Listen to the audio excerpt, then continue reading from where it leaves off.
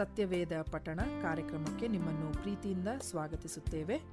ಪ್ರಿಯ ಕೇಳುಗರೆ, ಈ ಕಾರ್ಯಕ್ರಮವು ಸತ್ಯವೇದದಲ್ಲಿ ಇರುವಂತಹ ರಹಸ್ಯಗಳ ವಿವರಣೆಯ ಒಂದು ಕಾರ್ಯಕ್ರಮವಾಗಿದೆ. ಕೇಳಿರಿ, ಆಶೀರ್ವಾದ ಹೊಂದಿಕೊಳ್ಳಿರಿ. ನಿಮಗೆ ಪ್ರಶ್ನೆಗಳಿದ್ದಲ್ಲಿ ನಮ್ಮೊಟ್ಟಿಗೆ ನೀವು ಮಾತನಾಡಬೇಕಾದರೆ ನಮ್ಮ ಮೊಬೈಲ್ ಸಂಖ್ಯೆಯನ್ನು ನೀವು ಬರೆದಿಟ್ಟುಕೊಳ್ಳುವುದಾದರೆ ನಮ್ಮನ್ನು ಸಂಪರ್ಕಿಸಬಹುದು. ನಮ್ಮ ಮೊಬೈಲ್ ಸಂಖ್ಯೆ 9902606453. ದೇವರ ಮಕ್ಕಳಾಗಿರುವ ತಮ್ಮೆಲ್ಲರಿಗೆ ಆತ್ಮೀಯ ನಮಸ್ಕಾರಗಳನ್ನು ಸಲ್ಲಿಸ್ತೇನೆ. ಮತ್ತೊಮ್ಮೆ ನಿಮ್ಮೊಟ್ಟಿಗೆ ದೇವರ ವಾಕ್ಯ ಸಂದೇಶವನ್ನು ಹಂಚಿಕೊಳ್ಳಲು ದೇವರ ನಾಮಕ್ಕೆ ಮಹಿಮೆಯನ್ನು ಸಲ್ಲಿಸ್ತೇನೆ. ಮತ್ತಾಯನ ಸುವಾರ್ತೆ 19ನೇ ಅಧ್ಯಾಯ 16ರಿಂದ 22 ವಚನಗಳು. ಮತ್ತಾಯ 19, 16ರಿಂದ 22 ವಚನಗಳು. ಈ ವಾಕ್ಯ ಭಾಗವನ್ನು ನಾನು ನಿಮ್ಮೊಟ್ಟಿಗೆ ದೇವರ ವಾಕ್ಯ ಸಂದೇಶವನ್ನು ಹಂಚಿಕೊಳ್ಳಲು ಈ ದಿನ ಆರಿಸಿಕೊಂಡಿದ್ದೇನೆ.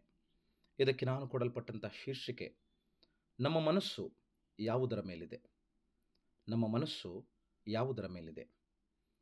ಪ್ರಿಯರೇ, ನಮ್ಮ ಮನಸ್ಸು ಬಹಳ ಚಂಚಲ. ನಮ್ಮ ಮನಸ್ಸು ಒಂದೇ ಸ್ಥಳದಲ್ಲಿ ಒಂದೇ ರೀತಿಯಾಗಿ ಯಾವಾಗಲೂ ಇರಲು ಸಾಧ್ಯವೇ ಇಲ್ಲ. ನಮ್ಮ ಮನಸ್ಸು ಎಲ್ಲ ಕಡೆಗಳಲ್ಲಿ ಎಲ್ಲ ವಿಧದಲ್ಲಿ ಹರಿದಾಡುತ್ತಲಿರುತ್ತದೆ. ಹಾಗಾಗಿ ನಮ್ಮ ಮನಸ್ಸನ್ನು ಹತೋಟಿಗೆ ತರುವಂಥದ್ದು ದೇವರ ವಾಕ್ಯದ ಸಹಾಯದಿಂದ, ದೇವರ ವಾಕ್ಯದ ಧ್ಯಾನದಿಂದ, ದೇವರನ್ನು ಸ್ಮರಿಸುವುದರಿಂದ ಆಗುತ್ತದೆ. ಹಾಗಾದರೆ ನಮ್ಮ ಮನಸ್ಸು ಈ ಭೂಲೋಕದಲ್ಲಿ ನಾವು ಜೀವಿಸುವಾಗ ಯಾವುದರ ಮೇಲಿದೆ? ಅಧಿಕಾರದ ಮೇಲೆಯೋ, ಉದ್ಯೋಗದ ಮೇಲೆಯೋ, ಆಸ್ತಿಯ ಮೇಲೆಯೋ, ಅಂತಸ್ತಿನ ಮೇಲೆಯೋ, ಒಳ್ಳೆಯದರ ಮೇಲೆಯೋ, ಕೆಟ್ಟದರ ಮೇಲೆಯೋ, ಸೈತಾನನ ಪರವಾಗಿಯೋ, ಇಲ್ಲವೇ ದೇವರ ಪಕ್ಷವಾಗಿಯೋ, ದೇವರ ಪರವಾಗಿಯೋ ಎಂಬುದಾಗಿ ನಾವು ಪ್ರಶ್ನೆ ಹಾಕಿಕೊಳ್ಳುವುದಾದರೆ ನಮಗೆ ನಾವು ಯಾವುದರ ಮೇಲೆ ಮನಸ್ಸಿಟ್ಟಿದ್ದೇವೆ ಎಂಬುದನ್ನು ನಮ್ಮ ಉತ್ತರ ನಮಗೆ ದೊರಕುತ್ತದೆ. ಹಾಗಾಗಿ ನಾವು ಯಾವುದರ ಮೇಲೆ ಮನಸ್ಸಿಡಬೇಕು ಎಂಬುದಾಗಿ ನಾವು ಆಲೋಚನೆ ಮಾಡುವುದಾದರೆ, ಅಥವಾ ಯಾವುದರ ಮೇಲೆ ಮನಸ್ಸಿಟ್ಟು ಜೀವಿಸಬೇಕು ಎಂಬುದಾಗಿ ಪ್ರಶ್ನೆ ಹಾಕುವುದಾದರೆ ದೇವರ ವಾಕ್ಯ ನಮಗೆ ಉತ್ತರ ಕೊಡಲು ಸಹಾಯ ಮಾಡುತ್ತದೆ. ಮತ್ತಾಯನ ಸುವಾರ್ತೆ 6ನೇ ಅಧ್ಯಾಯ 19ನೇ ವಚನದಿಂದ, ಮತ್ತಾಯನ ಸುವಾರ್ತೆ 6ನೇ ಅಧ್ಯಾಯ 19ನೇ ವಚನದಿಂದ ಗಮನಿಸುವುದಾದರೆ, ಭೂಲೋಕದಲ್ಲಿ ಗಂಟು ಮಾಡಿ ಇಟ್ಟುಕೊಳ್ಳಬೇಡ್ರಿ. ಇಲ್ಲಿ ಅಂತೂ ಅದು ನುಸಿ ಹಿಡಿದು ಕಿಲುಬು ಹತ್ತಿ ಕೆಟ್ಟು ಹೋಗುವುದು. ಇಲ್ಲಿ ಕಳ್ಳರು ಕನ್ನ ಕೊರೆದು ಕದಿಯುವರು. ಆದರೆ ಪರಲೋಕದಲ್ಲಿ ಗಂಟು ಮಾಡಿ ಇಟ್ಟುಕೊಳ್ಳಿರಿ. ಅಲ್ಲಿ ಅದು ನುಸಿ ಹಿಡಿದು ಕಿಲುಬು ಹತ್ತಿ ಕೆಟ್ಟು ಹೋಗುವುದಿಲ್ಲ. ಅಲ್ಲಿ ಕಳ್ಳರು ಕನ್ನ ಕೊರೆಯುವುದೂ ಇಲ್ಲ, ಕದಿಯುವುದೂ ಇಲ್ಲ. ನಿನ್ನ ಗಂಟು ಇದ್ದಲ್ಲಿಯೇ ನಿನ್ನ ಮನಸ್ಸು ಇರುವುದಷ್ಟೇ. ಹಾಗಾದರೆ ನಮ್ಮ ಮನಸ್ಸು ಎಲ್ಲಿರುತ್ತದೆ? ನಾವು ಮಾಡಿಟ್ಟಿರುವಂಥ ಆಸ್ತಿ ಅಂತಸ್ತಿನೆಂಬ ಆ ಗಂಟಿನ ಮೇಲೆಯೋ, ಅಥವಾ ನಮ್ಮ ಕುಟುಂಬದವರ ಮೇಲೆಯೋ, ಕೆಟ್ಟದ್ದರ ಮೇಲೆಯೋ, ಒಳ್ಳೆಯದರ ಮೇಲೆಯೋ, ದೇವರ ಮೇಲೆಯೋ, ಸೈತಾನನ ಮೇಲೆಯೋ ಎಂಬುದಾಗಿ ನಮಗೆ ನಾವೇ ಉತ್ತರಿಸಲು ಸಾಧ್ಯ. 19ನೇ ಅಧ್ಯಾಯದ ಮತ್ತಾಯನ ಸುವಾರ್ತೆಯ ಈ ಪರಿಚ್ಛೇದ, ಒಬ್ಬ ಯವನಸ್ಥ ಮಗನು ಒಬ್ಬನು ಬಂದು ಆತನನ್ನು, ಅಂದರೆ ಯೇಸುಸ್ವಾಮಿಯನ್ನು ಹೇಳ್ತಾನೆ. ಯೇಸುಸ್ವಾಮಿಯನ್ನು ಕೇಳ್ತಾನೆ. ಮುಖ್ಯವಾಗಿ, ಬೋಧಕನೇ, ನಾನು ನಿತ್ಯ ಜೀವವನ್ನು ಪಡೆಯಬೇಕಾದರೆ ಏನು ಒಳ್ಳೆಯ ಕಾರ್ಯವನ್ನು ಮಾಡಬೇಕು ಎಂಬುದಾಗಿ. ಒಳ್ಳೆಯದನ್ನು ಕುರಿತು ನನ್ನನ್ನು ಯಾಕೆ ಕೇಳುತ್ತೀ ಎಂಬುದಾಗಿ ಯೇಸುಸ್ವಾಮಿ ಆ ಹುಡುಗನಿಗೆ ಹೇಳ್ತಾರೆ. ಈ ಒಬ್ಬನು ಎನ್ನುವಂಥದ್ದು ಒಬ್ಬ ಯವನಸ್ಥನು ಎಂಬುದಾಗಿ ಧರ್ಮಶಾಸ್ತ್ರದ ಅಧ್ಯಯನದಲ್ಲಿ ಪಾರಂಗತರಾಗಿರುವಂತಹ ದೈವಶಾಸ್ತ್ರಿಗಳು ಹೇಳುವಂಥವರಾಗಿದ್ದಾರೆ. ಒಬ್ಬ ವ್ಯಕ್ತಿ ಅಥವಾ ಒಬ್ಬ ಯವನಸ್ಥನೇ ಆಗಿದ್ದರೂ ಒಳ್ಳೆಯದನ್ನು ಕುರಿತು ಯಾಕೆ ನನ್ನನ್ನು ಕೇಳುತ್ತಿ ಎಂಬುದಾಗಿ ಆತನಿಗೆ ಯೇಸುಸ್ವಾಮಿ ಉತ್ತರಿಸ್ತಾನೆ. ಯಾಕಂದರೆ ಒಳ್ಳೆಯವನು ಒಬ್ಬನೇ. ಆ ಜೀವದಲ್ಲಿ ಸೇರಬೇಕೆಂದಿದ್ದರೆ ದೇವರಾಜ್ಞೆಗಳಿಗೆ ಸರಿಯಾಗಿ ನಡೆದುಕೋ ಎಂದು ಹೇಳ್ತಾನೆ. ಯೇಸುಸ್ವಾಮಿ ಆ ವ್ಯಕ್ತಿಗೆ ಹೇಳುವಂಥ ಮಾತು, ಆ ಯವನಸ್ಥನಿಗೆ ಹೇಳುವಂಥ ಮಾತು, ಒಳ್ಳೆಯವನು ಒಬ್ಬನೇ ಎಂಬುದಾಗಿ. ದೇವರೊಬ್ಬನೇ ಹೊರತು ಮತ್ಯಾರು ಒಳ್ಳೆಯವರಲ್ಲ ಎನ್ನುವಂಥದ್ದು ಯೇಸುಸ್ವಾಮಿಯ ಮಾತು, ಯೇಸುಸ್ವಾಮಿಯ ಉತ್ತರವಾಗಿದೆ. ಹಾಗಾಗಿ ಮತ್ತಾಯನ ಸುವಾರ್ತೆ 19ನೇ ಅಧ್ಯಾಯದಲ್ಲಿ ಒಬ್ಬನು ಎನ್ನುವಂತಹದ್ದು ಆ ವ್ಯಕ್ತಿ ಯವನಸ್ಥ ಮಗನಾಗಿರಬಹುದು ಎಂಬುದಾಗಿ ಹೇಳ್ತಾರೆ. ಮಾರ್ಕ 10:17 ಸಹ ಒಬ್ಬ ಯವನಸ್ಥ ಮಗನಾಗಿರಬಹುದು ಎಂಬುದಾಗಿ ಬಯಸ್ತಾರೆ. ಆದರೆ ಇಲ್ಲಿ ಲೂಕನ ಸುವಾರ್ತೆಯಲ್ಲಿ ನೋಡುವಾಗ, ಲೂಕನ ಸುವಾರ್ತೆ 18ನೇ ಅಧ್ಯಾಯದಲ್ಲಿ 18ನೇ ವಚನದಲ್ಲಿ, ಒಬ್ಬ ಅಧಿಕಾರಿಯು ಬಂದು, ಒಳ್ಳೆ ಬೋಧಕನೇ, ನಾನು ನಿತ್ಯ ಜೀವಕ್ಕೆ ಬಾಧ್ಯನಾಗಬೇಕೆಂದು ಇರಬೇಕಾದರೆ ಏನು ಮಾಡಬೇಕು ಎಂಬುದಾಗಿ ಕೇಳುವಾತನಾಗಿದ್ದಾನೆ. ಹಾಗಾಗಿ ಪ್ರಿಯರಲ್ಲಿ, ವ್ಯಕ್ತಿ ಯಾರೇ ಇರಬಹುದು, ಆದರೆ ಉದ್ದೇಶ ಒಂದೇ. ಆದರೆ ಅವನ ಮಾತು ನಿತ್ಯ ಜೀವಕ್ಕೆ ಸೇರಬೇಕಾದರೆ ನಾನು ಏನು ಮಾಡಬೇಕು ಎಂಬುದಾಗಿ, ದೇವರ ಆಜ್ಞೆಗಳಿಗೆ ಸರಿಯಾಗಿ ನಡೆದುಕೋ ಎಂಬುದಾಗಿ ಯೇಸು ಸ್ವಾಮಿ ಹೇಳ್ತಾನೆ. ಹಾಗಾದರೆ ದೇವರಂತೆ ಒಳ್ಳೆಯವರಾಗಿರಬೇಕು, ದೇವರ ಆಜ್ಞೆಗಳಂತೆ ನಾವು ಜೀವಿಸಬೇಕು. ದೇವರ ಮಾತುಗಳನ್ನು, ದೇವರ ವಾಕ್ಯವನ್ನು, ದೇವರ ಒಳ್ಳೆತನವನ್ನು, ದೇವರ ಪರಿಶುದ್ಧತೆಯನ್ನು ನಮ್ಮ ಬದುಕಿನಲ್ಲಿ ಅಳವಡಿಸಿಕೊಂಡು ಜೀವಿಸುವುದಾದರೆ ನಿತ್ಯ ಜೀವಕ್ಕೆ ಸೇರಲು, ನಿತ್ಯ ಜೀವದ ಬಾಧ್ಯಸ್ಥಿಕೆಯನ್ನು ಹೊಂದಲು ಸಾಧ್ಯ ಎಂಬುದಾಗಿ ಯೇಸು ಸ್ವಾಮಿಯು ಇಲ್ಲಿ ನಮಗೆ ಉತ್ತರಿಸ್ತಾನೆ. ಬಹುಶಃ ನಮ್ಮ ಪ್ರಶ್ನೆಯು ಇದಾಗಿದ್ದರೆ ನಮಗೂ ಸಹ ಇದೇ ಉತ್ತರವಾಗಿರುತ್ತದೆ. ಒಂದು ವೇಳೆ ನಮ್ಮ ಮನಸ್ಸು ಬೇರೆಲ್ಲಿಯೂ ಇದ್ದರೆ, ನಮ್ಮ ಮನಸ್ಸನ್ನು ಈ ಕಡೆಗೆ, ಅಂದರೆ ಒಳ್ಳೆಯದರ ಕಡೆಗೆ, ದೇವರ ವಾಕ್ಯದ ಕಡೆಗೆ, ದೇವರ ಕಡೆಗೆ, ದೇವರ ಆಜ್ಞೆಗಳ ಕಡೆಗೆ ಮನಸ್ಸು ಮಾಡುವಂಥವರಾಗಿರಬೇಕು. ಮನಸ್ಸನ್ನು ಹರಿದು ಬಿಡುವಂಥವರಾಗಿರಬೇಕೇ ವಿನಃ ಕೆಟ್ಟದರ ಕಡೆಗೆ, ದೇವರ ಆಜ್ಞೆಗಳಿಗೆ ವಿರುದ್ಧವಾಗಿ ನಡೆದುಕೊಳ್ಳುವುದರ ವಿಷಯದಲ್ಲಾಗಲಿ, ದೇವರ ವಾಕ್ಯವನ್ನು ತೊರೆದು ಬಿಡುವಂತಹ ವಿಷಯದಲ್ಲಾಗಲಿ ನಮ್ಮ ಮನಸ್ಸುಗಳನ್ನು ಎಂದಿಗೂ ಮಾಡಿಕೊಳ್ಳಬಾರದು. ಹಾಗಾಗಿ ಪ್ರಿಯರೇ, ಈ ಒಬ್ಬ ವ್ಯಕ್ತಿಯು ಬಂದು ಯೇಸುಸ್ವಾಮಿಯ ಬಳಿ ಈ ರೀತಿ ಪ್ರಶ್ನೆ ಮಾಡಿದಾಗ, ನಿತ್ಯ ಜೀವಕ್ಕೆ ಬಾಧ್ಯನಾಗಲು ಏನು ಮಾಡಬೇಕು ಎಂಬುದಾಗಿ ಕೇಳಿದಂತಹ ಪ್ರಶ್ನೆಗೆ ಯೇಸುಸ್ವಾಮಿ ಹೀಗೆಲ್ಲ ಉತ್ತರಿಸಿದಾಗ ಅವನು ಹೇಳ್ತಾನೆ. ಅವನು ಹೇಳುವಂಥ ಮಾತೇನೆಂದರೆ, ಹೌದು ಸ್ವಾಮಿ, ನರಹತ್ಯೆ ಮಾಡಬಾರದು ಎಂಬುದಾಗಿ ಹೇಳಿಯದೆ, ವ್ಯಭಿಚಾರ ಮಾಡಬಾರದು, ಕದಿಯಬಾರದು, ಸುಳ್ಳು ಸಾಕ್ಷಿ ಹೇಳಬಾರದು, ನಿನ್ನ ತಂದೆ ತಾಯಿಗಳನ್ನು ಸನ್ಮಾನಿಸಬೇಕು ಮತ್ತು ಹಾಗೆಯೇ ನಿನ್ನ ನೆರೆಯವರನ್ನು ಪ್ರೀತಿಸಬೇಕು ಎಂಬುದಾಗಿ ಬರೆಯಲ್ಪಟ್ಟಿದೆ ಎಂಬುದಾಗಿ. ಆಗ ಆ ಯೌವನಸ್ಥನು ಆತನನ್ನು ಇವೆಲ್ಲಕ್ಕೂ ಸರಿಯಾಗಿ ನಡ್ಕೊಂಡಿದ್ದೇನೆ, ಇನ್ನೇನು ಕಡಿಮೆಯಾಗಿರಬಹುದು ಎಂದು ಕೇಳಲು, ಆಗ ಯೇಸು ಹೇಳ್ತಾನೆ, ಇವೆಲ್ಲವುಗಳಿಗೆ ನಾನು ನಡ್ಕೊಂಡಿದ್ದೇನೆ ಎಂಬುದಾಗಿ ಯೇಸು ಸ್ವಾಮಿಗೆ ಆತನು ಉತ್ತರಿಸ್ತಾನೆ. ಏನಂತ? ನರಹತ್ಯೆ ಮಾಡಬಾರದು, ವ್ಯಭಿಚಾರ ಮಾಡಬಾರದು, ಕದಿಯಬಾರದು, ಸುಳ್ಳು ಸಾಕ್ಷಿ ಹೇಳಬಾರದು, ತಂದೆ ತಾಯಿಗಳನ್ನು ಸನ್ಮಾನಿಸಬೇಕು ಎಂಬುದಾಗಿ. ಇವೆಲ್ಲವುಗಳನ್ನು ನಾನು ಮಾಡಿದ್ದೇನೆ. ನಾನು ಯಾರನ್ನು ಹತ್ಯೆ ಮಾಡಲಿಲ್ಲ, ಯಾವ ರೀತಿಯಲ್ಲೂ ಸಹ ನಾನು ವ್ಯಭಿಚಾರ ಮಾಡಲಿಲ್ಲ, ಕದಿಯಲಿಲ್ಲ, ಸುಳ್ಳು ಸಾಕ್ಷಿ ಹೇಳಲಿಲ್ಲ, ತಂದೆ ತಾಯಿಗಳನ್ನು ನಾನು ಸನ್ಮಾನಿಸುತ್ತಿದ್ದೇನೆ ಎಂಬುದಾಗಿ ಹೇಳ್ತಾನೆ. ಇವೆಲ್ಲವುಗಳನ್ನು ನಾನು ಮಾಡಿ, ಆ ಯವನಸ್ಥ ಮಗನು, ನಾನು ಇಷ್ಟೆಲ್ಲವನ್ನು ಮಾಡಿ, ಇಷ್ಟೆಲ್ಲದರಲ್ಲಿ ನಾನು ಭಾಳಷ್ಟು ಸರಿಯಾಗಿದ್ದೇನೆ, ಆಜ್ಞೆಗೆ ತಕ್ಕಂತೆ ಜೀವಿಸ್ತಿದ್ದೇನೆ, ನಾನು ಯೋಗ್ಯನಾಗಿ ನಡ್ಕೊಂಡಿದ್ದೇನೆ, ಒಳ್ಳೆಯವನಾಗಿ ಬದುಕುತ್ತಿದ್ದೇನೆ ಎಂಬುದಾಗಿ ಹೇಳ್ತಾನೆ. ಇಷ್ಟು ಮಾತ್ರವಲ್ಲದೆ ಇನ್ನೊಂದು ಮಾತನ್ನು ಸಹ ಹೇಳುವಂಥದ್ದು ಏನೆಂದರೆ, ನಿನ್ನ ಹಾಗೆಯೇ ನಿನ್ನ ನೆರೆಯವರನ್ನು ಪ್ರೀತಿ ಮಾಡಬೇಕು ಎಂಬುದಾಗಿ ಹೇಳಿದೆಯಲ್ಲ, ಅದನ್ನು ಸಹ ನಾನು ಮಾಡಿದ್ದೇನೆ. ನನ್ನ ನೆರೆಯವರನ್ನು ನಾನು ಪ್ರೀತಿ ಮಾಡ್ತಾ ಇದ್ದೇನೆ. ನನ್ನ ನೆರೆಯವರನ್ನು ನಾನು ಯಾವ ರೀತಿಯಲ್ಲೂ ಸಹ ನಾನು ಕೇಡು ಬಗೆಯಲಿಲ್ಲ, ಯಾವ ರೀತಿಯಲ್ಲೂ ಹಾನಿ ಮಾಡಲಿಲ್ಲ, ಒಳ್ಳೆಯದರಲ್ಲೇ ನಾನು ಇದ್ದೇನೆ, ಒಳ್ಳೆಯ ಬಾಂಧವ್ಯದಲ್ಲಿದ್ದೇನೆ, ಒಳ್ಳೆಯ ಪ್ರೀತಿಯಲ್ಲಿ ಇದ್ದೇನೆ ನಾನು ಎಂಬುದಾಗಿ ಆತನು ಹೇಳ್ತಾನೆ. ಆದರೆ ಯೇಸು ಸ್ವಾಮಿ ಇವೆಲ್ಲವುಗಳಿಗೆ ಪ್ರತಿಯಾಗಿ ಇನ್ನೊಂದು ಹೇಳ್ತಾನೆ. ಅದೇನೆಂದರೆ, ನಿನ್ನಲ್ಲಿ ಒಂದು ಕಡಿಮೆಯಾಗಿದೆ. ನೋಡಿ, ಆ ಯವನಸ್ಥ ಮಗನಿಗೆ ಹೇಳುವಂಥ ಮಾತು, ಯವನಸ್ಥ ಮಗನಿಗೆ ಒಂದು ಕಡಿಮೆಯಾಗಿದೆ ಎಂಬುದಾಗಿ ಹೇಳುವಂಥದ್ದು, ಇನ್ನೇನು ಕಡಿಮೆಯಾಗಿದ್ದಿರಬಹುದು ಎಂಬುದಾಗಿ ಕೇಳಿದಾಗ ಹೇಳುವಂಥ ಮಾತು, ನೀನು ಸಂಪೂರ್ಣನಾಗಬೇಕೆಂದಿದ್ದರೆ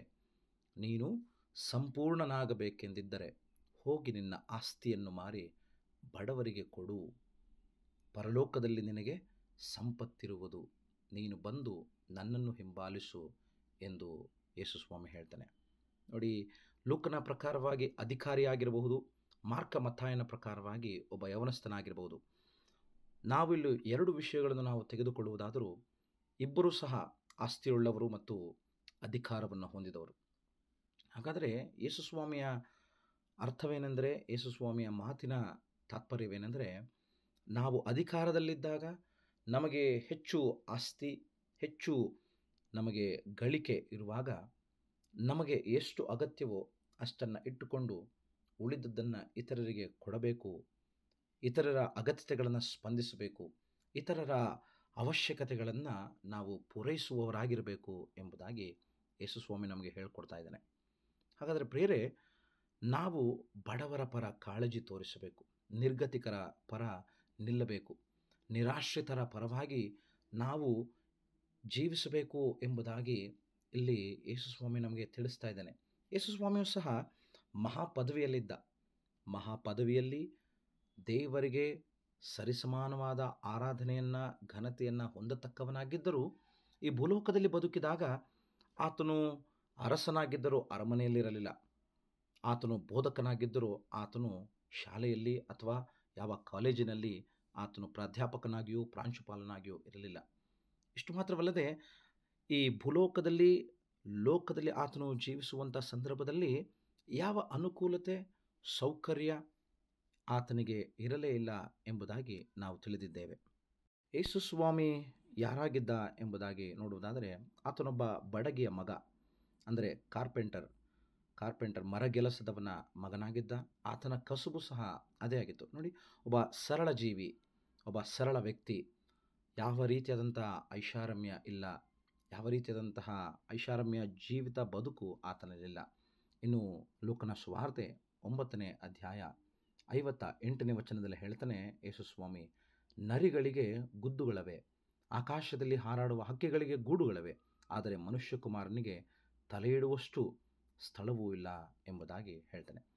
ಪ್ರಿಯರೇ, ಯೇಸು ಸ್ವಾಮಿ ಯಾತಕ್ಕಾಗಿ ಹೀಗೆ ಬದುಕಿದ ಎಂಬುದಾಗಿ, ಸರಳ ವ್ಯಕ್ತಿಯಾಗಿ ಜೀವಿಸಿದ ಎಂಬುದಾಗಿ ನೋಡುವುದಾದರೆ, ತಾನು ಬಡವನಾಗಿ, ತಾನು ನಿರ್ಗತಿಕರಾದಂಥ ಇತರರನ್ನು, ಬಡವರಾದ ಇತರರನ್ನು ಪೋಷಿಸುವಂಥದ್ದು, ಅಂಥವರಿಗೋಸ್ಕರವಾಗಿ ಜೀವಿಸುವಂಥದ್ದು ಆತನ ಉದ್ದೇಶವಾಗಿತ್ತು, ಆತನ ಜೀವಿತವಾಗಿತ್ತು.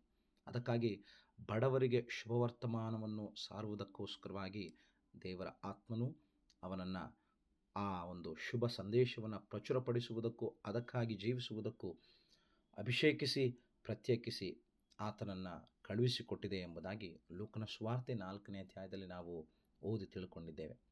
ಪ್ರಿಯರೇ, ಯೇಸು ಸ್ವಾಮಿಯ ಉದ್ದೇಶವೇನೆಂದರೆ ನಾವು ಶ್ರೀಮಂತರಾಗಿ ಇರಬಾರದು ಎಂಬುದಾಗಿ ಅಲ್ಲ, ನಾವು ಉಳ್ಳವರಾಗಿ ಅಥವಾ ಹಣವಂತವರಾಗಿ ಇರುವಂಥದ್ದು ಅದು ನಮ್ಮ ಜೀವಿತವಲ್ಲ ಎಂಬುದಾಗಿ ಹೇಳುವಂಥದ್ದಲ್ಲ. ಬದಲಾಗಿ ನಮಗೆ ಸ್ಥಿತಿವಂತರಾಗಿರುವಾಗ, ನಾವು ಆಸ್ತಿಯುಳ್ಳವರಾಗಿರುವಾಗ, ನಾವು ಸ್ಥಿತಿವಂತರಾಗಿ ಹಣದಲ್ಲಿ, ಅಧಿಕಾರದಲ್ಲಿ, ಸ್ಥಾನಮಾನದಲ್ಲಿದ್ದಾಗ ನಾವು ಇಂಥವರ ಕಡೆಗೆ, ಅಂದರೆ ಕೈ ಬಿಡಲ್ಪಟ್ಟವರ ಕಡೆಗೆ ನಮ್ಮ ಗಮನ ಹರಿಸಬೇಕು, ನಮ್ಮ ಕಾಳಜಿ ಹರಿಸಬೇಕು ಎನ್ನುವಂಥದ್ದು, ನಮ್ಮ ಮನಸ್ಸು ಅವರ ಕಡೆಗೆ ಕೊಡಬೇಕು ಎನ್ನುವಂಥದ್ದನ್ನು ಇಲ್ಲಿ ಯೇಸು ಸ್ವಾಮಿ ಹೇಳ್ತಾ ಇದ್ದಾನೆ. ನಾವು ಹಣವಂತರಾಗಿರಲಿ, ಸ್ಥಿತಿವಂತರಾಗಿರಲಿ, ಅಧಿಕಾರಿಯುಳ್ಳವರಾಗಿರಲಿ, ಅಧಿಕಾರ ಹೊಂದಿದವರಾದ ಮೇಲೆ ಅದಕ್ಕೆ ತಕ್ಕದಾದಂಥ ರೀತಿಯಲ್ಲಿ ನಮ್ಮ ನೆರೆಯವರನ್ನು, ನಮ್ಮ ಸಹೋದರ ಸಹೋದರಿಯರನ್ನು, ನಮ್ಮ ಸಹಮಾನವರನ್ನು ನಾವು ಅವರಿಗೆ ಅಗತ್ಯತೆಗಳನ್ನು, ಅವರ ಅವಶ್ಯಕತೆಗಳನ್ನು ಪೂರೈಸುವುದಕ್ಕೂ ಸ್ಪಂದಿಸುವುದಕ್ಕೂ ನಮ್ಮ ಹಣ, ನಮ್ಮ ಅಧಿಕಾರ, ನಮ್ಮ ಸ್ಥಾನಮಾನ, ನಮ್ಮಲ್ಲಿರುವಂಥ ಅನುಕೂಲತೆಗಳು, ನಮ್ಮಲ್ಲಿರುವಂಥ ಸೌಕರ್ಯಗಳು ಉಪಯೋಗವಾಗಬೇಕು ಎಂಬುದಾಗಿ ದೇವರು ನಮ್ಮಿಂದ ಬಯಸುವಾತನಾಗಿದ್ದಾನೆ. ಹಾಗಾಗಿ ನಾವು ಶ್ರೀಮಂತರಾದ ಮೇಲೆ ನಾವು ನಿತ್ಯ ಜೀವವನ್ನು ಸೇರುವುದಕ್ಕೆ ಸಾಧ್ಯವಿಲ್ಲ ಎಂಬುದಾಗಿ ಅಂದುಕೊಳ್ಳಬಾರದು. ನಾವು ಸ್ಥಿತಿವಂತರಾಗಿದ್ದೇವೆ, ನಾವು ಹಣವುಳ್ಳವರಾಗಿದ್ದೇವೆ, ನಾವು ದೊಡ್ಡ ಅಧಿಕಾರದಲ್ಲಿ, ದೊಡ್ಡ ದೊಡ್ಡ ಸ್ಥಾನಮಾನಗಳಲ್ಲಿ, ದೊಡ್ಡದಾದಂಥ ರೀತಿಯಲ್ಲಿ ಸಮಾಜದಲ್ಲಿ ಉತ್ತಮ ಸ್ಥಿತಿಗತಿಗಳನ್ನು ಹೊಂದಿದವರಾಗಿ ಗಣ್ಯರಾಗಿದ್ದೇವೆ, ನಾವು ನಿತ್ಯ ಜೀವವನ್ನು ಸೇರುವುದಕ್ಕೆ ಸಾಧ್ಯವಿಲ್ಲ ಎಂಬುದಾಗಿ ಅಂದುಕೊಳ್ಳುವಂಥದ್ದಲ್ಲ. ಬದಲಾಗಿ ನಮಗೆ ಸಮಾಜದಲ್ಲಿ ಇರುವಂತಹ ಈ ಸ್ಥಿತಿಗತಿಗಳು, ಸ್ಥಾನಮಾನಗಳು, ಅಧಿಕಾರ, ಅನುಕೂಲತೆ, ಸೌಕರ್ಯ, ಹಣ, ಆಸ್ತಿ, ಅಂತಸ್ತು ಬಡವರ ಕಡೆಗೆ, ನಿರ್ಗತಿಕರ ಕಡೆಗೆ, ನಿರಾಶ್ರಿತರ ಕಡೆಗೆ ಅದು ಹಂಚಲ್ಪಡಬೇಕು. ಎಲ್ಲವನ್ನ ಮಾರಿ, ಎಲ್ಲವನ್ನ ನಾವು ಅವರಿಗೆ ಕೊಟ್ಟು ನಾವು ಬಡವರಾಗಬೇಕು ಎನ್ನುವಂಥದ್ದಲ್ಲ. ನಮ್ಮಲ್ಲಿರುವಂಥದ್ದನ್ನು ಇತರರೊಟ್ಟಿಗೆ ಹಂಚಿಕೊಳ್ಳಬೇಕು. ನಾವು ನಮಗಿರುವಂಥದ್ರಲ್ಲಿ ಇತರರೊಂದಿಗೆ ಹಂಚಿಕೊಂಡು ಅವರನ್ನು ಸಹ ಬದುಕುವುದಕ್ಕೆ, ಅವರಿಗೂ ಸಹ ಅನುಕೂಲತೆಯನ್ನು, ಸೌಕರ್ಯಗಳನ್ನು ಕೊಡುವುದಕ್ಕೆ, ಅವರಿಗೂ ಅವರ ಅಗತ್ಯತೆಗಳಲ್ಲಿ ಸ್ಪಂದಿಸುವುದಕ್ಕೆ, ಅವರ ಅಗತ್ಯತೆಗಳಿಗೋಸ್ಕರವಾಗಿ ನಾವು ಕಾಳಜಿ ವಹಿಸಿ ಜೀವಿಸುವುದಕ್ಕೆ ಯೇಸು ಸ್ವಾಮಿ ನಮಗೆ ಕರೆ ಕೊಡುತ್ತಾ ಇದ್ದಾನೆ. ಇಂತಹ ಮನಸ್ಸು ನಮ್ಮಲ್ಲಿ ಇರಬೇಕು ಎಂಬುದಾಗಿ ದೇವರ ವಾಕ್ಯ ನಮಗೆ ಪ್ರೇರೇಪಿಸ್ತದೆ. ಹಾಗಾಗಿ ದೇವರ ವಾಕ್ಯ ಭಾಗವನ್ನು ನಾವು ಗಮನಿಸುವಾಗ ಜ್ಞಾನೋಕ್ತಿ 19:17ನೇ ವಚನ, ಜ್ಞಾನೋಕ್ತಿ 19:17ನೇ ವಚನದಲ್ಲಿ ಹೀಗೆ ಬರೆಯಲ್ಪಟ್ಟಿದೆ: ಬಡವರಿಗೆ ದಯ ತೋರಿಸುವವನು ಯೆಹೋವನಿಗೆ ಸಾಲ ಕೊಡುವವನು, ಆ ಉಪಕಾರಕ್ಕೆ ಯೆಹೋವನೇ ಪ್ರತ್ಯುಪಕಾರ ಮಾಡುವನು. ಬಡವರಿಗೆ ದಯ ತೋರಿಸಬೇಕೆಂಬುದಾಗಿ ಹೇಳುವಂಥ ಮಾತು ಅದು ದೇವರಿಗೆ ನಾವು ಸಾಲ ಕೊಟ್ಟಂತೆ ಎಂಬುದಾಗಿ, ಈ ಉಪಕಾರಕ್ಕೆ ದೇವರೇ ನಮಗೆ ಪ್ರತ್ಯುಪಕಾರ ಮಾಡ್ತಾನೆ ಎಂಬುದಾಗಿ ಹೇಳಲ್ಪಟ್ಟಿದೆ. ಇನ್ನು ಜ್ಞಾನೋಕ್ತಿ 28 27ನೇ ವಚನದಲ್ಲಿ ಬರೆಯಲ್ಪಟ್ಟ ಮಾತು ಏನೆಂದರೆ, ಬಡವರಿಗೆ ದಾನ ಕೊಡುವವನು ಕೊರತೆ ಪಡನು, ಕಣ್ಣು ಮುಚ್ಚಿಕೊಳ್ಳುವವನು ಬಹು ಶಾಪಕ್ಕೆ ಒಳಗಾಗುವನು ಎಂಬುದಾಗಿ. ಬಡವರಿಗೆ ದಾನ ಕೊಡುವುದಾದರೆ ನಮಗೆ ಕೊರತೆ ಇಲ್ಲವಂತೆ. ಇದನ್ನು ಕಂಡು ಕೇಳಿ ಕಿವಿ ಮುಚ್ಚಿಕೊಂಡು ಕಣ್ಣು ಮುಚ್ಚಿಕೊಳ್ಳುವವನಿಗೆ ಬಹು ಶಾಪಕ್ಕೆ ಒಳಗಾಗುವನು ಎಂಬುದಾಗಿ ವಾಕ್ಯಭಾಗ ನಮಗೆ ತಿಳಿಸ್ತದೆ ಪ್ರೇರೆ. ಹಾಗಾಗಿ ಬಡವರ ಕಡೆಗಿನ ಕಾಳಜಿ, ಬಡವರ ಪರವಾಗಿ ನಾವು ಮಾಡುವಂಥ ಕೆಲಸ ಕಾರ್ಯಗಳು ನಮಗೆ ಅವಶ್ಯಕವಾಗಿ ಇದೆ ಎಂಬುದಾಗಿ ಒತ್ತಿ ಯೇಸುಸ್ವಾಮಿ ನಮಗೆ ತಿಳಿಯಪಡಿಸ್ತಾ ಇದ್ದಾನೆ. ನಾವು ಅಧಿಕಾರದಲ್ಲಿರುವಾಗ, ನಾವು ಅಧಿಕಾರ ಸ್ಥಾನಮಾನದಲ್ಲಿರುವಾಗ ಬಡವರನ್ನು ನಾವು ತಿರಸ್ಕರಿಸಬಾರದು, ದೂರ ತಳ್ಳಬಾರದು. ಬಡವರ ಪರವಾಗಿ ಯೋಜನೆಗಳನ್ನು ಹಾಕಿಕೊಳ್ಳಬೇಕು. ಬಡವರ ಪರವಾಗಿ ಯೋಜನೆಗಳನ್ನು ಹಾಕಿ ಅವರ ಅಗತ್ಯತೆಗಳನ್ನು ಸ್ಪಂದಿಸುವಂಥದ್ದು ನಮಗಾಗಿರಬೇಕು ಎಂಬುದಾಗಿ ಯೇಸುಸ್ವಾಮಿ ಹೇಳ್ತಾನೆ. ಇನ್ನು ನಾವು ಹಣವಂತರು, ಸ್ಥಿತಿವಂತರು, ಆಸ್ತಿವಂತರಾಗಿದ್ದರೆ ಸಮುದ್ರದಿಂದ ಒಂದು ಬಿಂದಿಗೆ ನೀರು ತೆಗೆದರೆ ಅಥವಾ ಒಂದು ಚೊಂಬು ನೀರು ತೆಗೆದರೆ ಯಾವುದು ಸಹ ನಷ್ಟವಾಗುವುದಿಲ್ಲ. ಹಾಗಾಗಿ ನಮಗಿರುವಂತಹ ಆಸ್ತಿ, ನಮಗಿರುವಂಥ ಹಣ, ನಮಗಿರುವಂಥ ಅಂತಸ್ತಿನಲ್ಲಿ ಇಲ್ಲದವರಿಗೆ, ಕಷ್ಟದಲ್ಲಿರುವವರಿಗೆ, ಕೊರತೆ ಪಡುವವರಿಗೆ, ಬಡವರಿಗೆ, ನಿರ್ಗತಿಕರಿಗೆ, ನಿರಾಶ್ರಿತರಿಗೆ, ಅಂಥವರಿಗೊಂದು ಜೀವನ ಕಟ್ಟಿಕೊಡುವಂಥದ್ದು, ಅವರ ಜೀವಿತದಲ್ಲಿ ಅವರಿಗೂ ಅನುಕೂಲತೆಯನ್ನು ಒದಗಿಸುವಂಥದ್ದು, ಅವರಿಗೂ ಒಂದೊಳ್ಳೆ ಸೌಕರ್ಯಗಳನ್ನು ಕೊಡುವಂಥದ್ದು ನಮ್ಮ ಜೀವನವಾಗಿರಬೇಕು ಎಂಬುದಾಗಿ ಹೇಳ್ತಾನೆ. ಹಾಗಾಗಿ ನಾವು ಆಜ್ಞೆಗಳಿಗೆಲ್ಲ ಸರಿಯಾಗಿ ಬದುಕಬಹುದು, ಆಜ್ಞೆಗಳಿಗೆ ತಕ್ಕಂತೆ ನಾವು ಜೀವಿಸಿರಬಹುದು. ಆದರೆ ನಿನ್ನ ನೆರೆಯವನನ್ನು ನಿನ್ನಂತೆಯೇ ಪ್ರೀತಿಸು ಎಂಬುದಾಗಿ ಹೇಳಿದ ಮಾತಿನಲ್ಲಿ ನಾವು ಬಿದ್ದು ಹೋಗುತ್ತೇವೆ. ಯಾಕಂದರೆ ನನ್ನ ನೆರೆಯವನು, ನನ್ನ ನೆರೆಯ ಸಹೋದರ ಸಹೋದರಿ ಅಥವಾ ನನ್ನ ನೆರೆಯ ಬಂಧು, ನನ್ನ ನೆರೆಯ ಮಿತ್ರ ಕಷ್ಟದಲ್ಲಿರುವಾಗ ನಾವು ಆ ಕಷ್ಟಕ್ಕೆ ಸ್ಪಂದಿಸದೆ ಹೋದರೆ, ಕೊರತೆಯಲ್ಲಿರುವಾಗ ಆ ಕೊರತೆಯನ್ನು ನೀಗಿಸದೆ ಹೋದರೆ, ನಮಗೆ ಅನುಕೂಲತೆ ಇದ್ದರೂ, ಎಲ್ಲ ಆಸ್ತಿ ಅಂತಸ್ತು ಇದ್ದರೂ, ಅಧಿಕಾರ ಸ್ಥಾನಮಾನ ಇದ್ದರೂ, ನಮಗೆ ಎಲ್ಲ ಥರನಾದಂತಹ ಆ ಅಗತ್ಯತೆಗಳನ್ನು ನಾವು ಹೊಂದಿದವರಾಗಿದ್ದರೂ ಏನೂ ಇಲ್ಲದವರಾಗಿ ಹೋಗುವಂಥವರಾಗಿರುತ್ತೇವೆ. ಹಾಗಾಗಿ ಪ್ರಿಯರೇ, ನಾವು ನಮ್ಮಲ್ಲಿರುವಂತಹ, ನಮಗಿರುವಂತಹ, ನಮಗೋಸ್ಕರವಾಗಿ ಹೊಂದಿರುವಂತಹ ಕೆಲವಲ್ಲೇ ಅಥವಾ ಇರುವುದರಲ್ಲಿಯೇ ಇತರರೊಟ್ಟಿಗೆ ಹಂಚಿಕೊಂಡು ಬದುಕಬೇಕು, ಹಂಚಿಕೊಂಡು ಬಾಳಬೇಕು ಎನ್ನುವಂಥದ್ದು ಯೇಸುಸ್ವಾಮಿ ನಮಗೆ ಕಲಿಸುವಂಥ ಪಾಠ, ಕೊಡುವಂಥ ಕರೆ. ಇಂಥದರ ಕಡೆಗೆ ನಾವು ಮನಸ್ಸಿಡಬೇಕು, ಇಂಥವರ ಕಡೆಗೆ ನಮ್ಮ ಮನಸ್ಸು ವಾಲಬೇಕು, ಇಂಥವರ ಕಡೆಗೆ ನಮ್ಮ ಮನಸ್ಸನ್ನು ಹರಿಯಬಿಡಬೇಕು ಎಂಬುದಾಗಿ ದೇವರ ವಾಕ್ಯಭಾಗ ಹೇಳ್ತದೆ. ಹಾಗಾಗಿ ಯೇಸುಸ್ವಾಮಿ ಹೇಳಿದಂಥ ಮಾತಿಗೆ ಆ ಯವನಸ್ಥ ಮಗನಾಗಿರಲಿ ಅಥವಾ ಲೂಕನ ಪ್ರಕಾರ ಅಧಿಕಾರ ಉಳ್ಳವನಾಗಿರಲಿ, ಆತನಿಗೆ ಅಧಿಕಾರವೇ ಹೆಚ್ಚಾಗಿದ್ದಿರಬಹುದು, ಹಣವೇ ಹೆಚ್ಚಾಗಿದ್ದಿರಬಹುದು, ಆಸ್ತಿಯೇ ಹೆಚ್ಚಾಗಿದ್ದಿರಬಹುದು ಎಂಬುದಾಗಿ ತಿಳ್ಕೊಂಡು ಆತನೇನು ಮಾಡ್ತಾನೆ, ಆ ಯವನಸ್ಥನು ಬಹಳ ಆಸ್ತಿಯುಳ್ಳವನಾಗಿದ್ದರಿಂದ ಈ ಮಾತನ್ನು ಕೇಳಿ ದುಃಖದಿಂದ ಹೊರಟು ಹೋದನು ಎಂಬುದಾಗಿ ಹೇಳ್ತದೆ. ಆದರೆ ತಿಮೋತಿಯನಿಗೆ ಬರೆದ ಮೊದಲನೇ ಪತ್ರ 6ನೇ ಅಧ್ಯಾಯ 10ನೇ ವಚನ, ಹಣದಾಸೆಯು ಸಕಲ ವಿಧವಾದ ಕೆಟ್ಟತನಕ್ಕೆ ಮೂಲವಾಗಿದೆ. ಕೆಲವರು ಅದಕ್ಕಾಗಿ ಆತುರಪಟ್ಟು ಅದರಿಂದ ಕ್ರಿಸ್ತ ನಂಬಿಕೆಯನ್ನು ಬಿಟ್ಟು ಅಲೆದಾಡಿ ಅನೇಕ ವೇದನೆಗಳಿಂದ ತಮ್ಮನ್ನು ತಿವಿಸಿಕೊಳ್ಳುತ್ತಾರೆ.